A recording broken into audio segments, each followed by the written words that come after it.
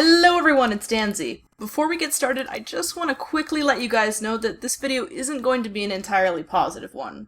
So if you're someone who doesn't like to hear negative feedback about the show, that's absolutely cool. But fair warning that these reviews might not be for you, and I encourage you to tune into my other upcoming videos instead. However, those of you who don't mind or even enjoy looking at things through a critical lens, take my hand and let's review.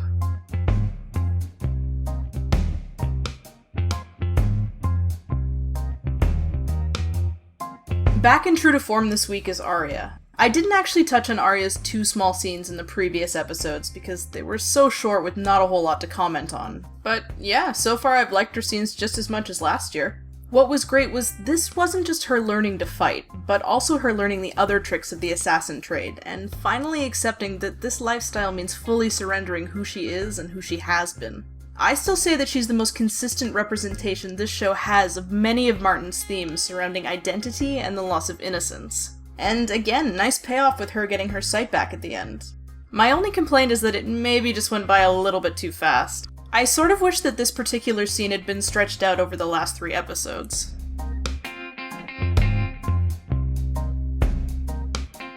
Here's the deal with this scene. You can kind of read it 2 ways. The first is that you take it at face value, and the Umbers really are just screwing over the Starks in a major way. Or, if you're so inclined, you can tinfoil hat this whole thing and say that it's a ruse, and the Stark Bannermen are actually teaming up to put a Stark back in Winterfell.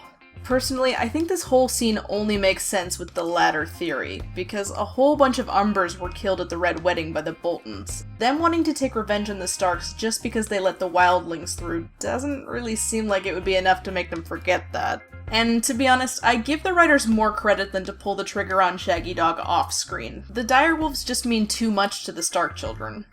I mean, if none of this turns out to be true, and Rickon is just a body that's gonna need to be rescued, then yeah, I think that's gonna be pretty boring. But for now, you got me, HBO. I'm interested to see how this all plays out.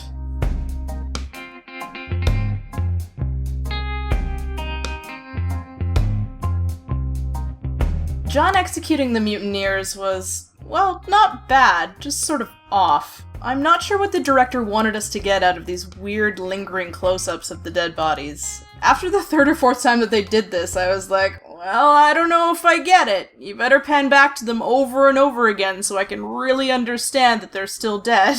But anyways, Jon's back, and I'm glad that he appears to have gone through some sort of transformation. We get shown a lot of trauma on this show, but what we don't see nearly as much is a character actually dealing with the emotional aftermath of it, which is nice. I sort of want to jump all over the fact that how he left felt really out of character, but considering what he just went through, I think it's only fair to see how he's changed before making snap judgments. I really wanted to love this scene, but after waiting over half a decade for this, I'd be lying if I said I wasn't disappointed. I feel like the showrunners, despite their intentions, just didn't seem to understand this scene. It was played like 2 young groups of badasses were going at it, but now it ends isn't supposed to be a cocky retort. Both parties involved don't want to be there, and even like and respect each other, but because of the way the chips fell, they have to fight each other. It's not about personal ego or, whoa, Ned did something dishonorable, I can't believe it. It's about the chains of duty, a scene dripping in human tragedy, not an excuse to have a fight scene. I also get the feeling that the showrunners didn't trust us to understand what was happening, because Bran had to constantly spell out every little thing that was going on, instead of trusting in their visual storytelling to, for instance, show that Dayne was the better swordsman.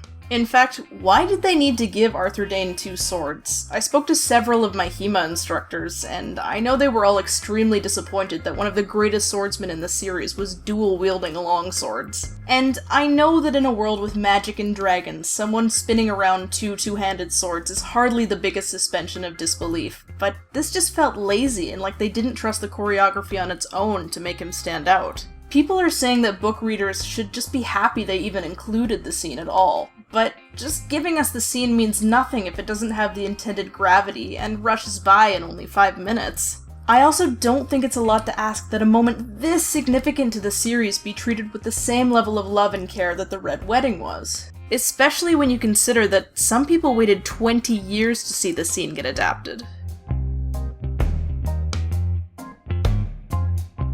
While I did like Qyburn taking to his new role as the Master of Whispers, the scene with the small council was just sort of weird. For example, why does Olenna get to be at the small council, but Cersei can't be because she's only the king's mother? Why does no one agree that Dorne basically just declared war on the crown by killing Myrcella? And why was the news about Gregor met with mild disapproval and a fart joke? Like, guys, Qyburn straight up just created life. No one wants to question or react to this? Kind of a big deal. Anybody? No? And then at the end, like, they're all parodying a scene from Mean Girls. They say, well, we don't want to sit with you, and get up and leave. And Cersei and Jaime are left sitting there like, well, they sure showed us. It's not like we could have just stopped them from leaving with our 8-foot Frankenstein. None of the characters' reasonings made any sense, and everyone involved except for maybe Jaime came off looking like a petty high schooler. Honestly, I wanted to put this in the bad list, but it kind of shot the moon and came full circle into being captivating again. I actually loved the scene, just for all the wrong reasons.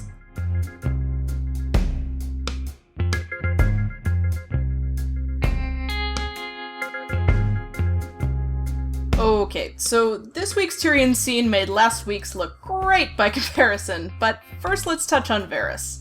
I love Conleth Hill, he's a fantastic actor and I thought he was wonderfully cast as Varys. But I want to know who involved with the show said, you know which character we haven't explored enough yet? That random prostitute from last season. 53 episodes into a series, this really isn't the time to be shifting focus to a character that was basically a borderline background extra. I fully understand that Varys needed to get information out of her, but seeing it actually go down just felt like padding. A simple, hey guys, I got information on the Harpies in the next scene was all that was needed. And speaking of the next scene, this Tyrion fan service really needs to stop. I implore you writers, either give him something to do that's constructive to the plot, or don't feature him in every episode. I don't care which, but please stop putting him on screen just for the sake of it. Even having him redesign the sewage and water systems in Meereen would be more exciting than this. I think the biggest problem with this episode was just the misappropriation of screen time. I get that there's a billion storylines in less than an hour to touch on all of them, but things like the Tower of Joy, Arya regaining her sight, and Rickon returning after 2 seasons should all have been given more screen time. Daenerys hanging out in a tent, Sam on a boat, and Tyrion just sitting around at a table were all things that could have been cut, or at least cut down. Anyways, that's it for this week, guys. While I personally didn't enjoy this episode nearly as much as last week, I absolutely want to hear your thoughts in the comments. Make sure you like and subscribe if you enjoyed the video, and I'll see you guys soon. Take care.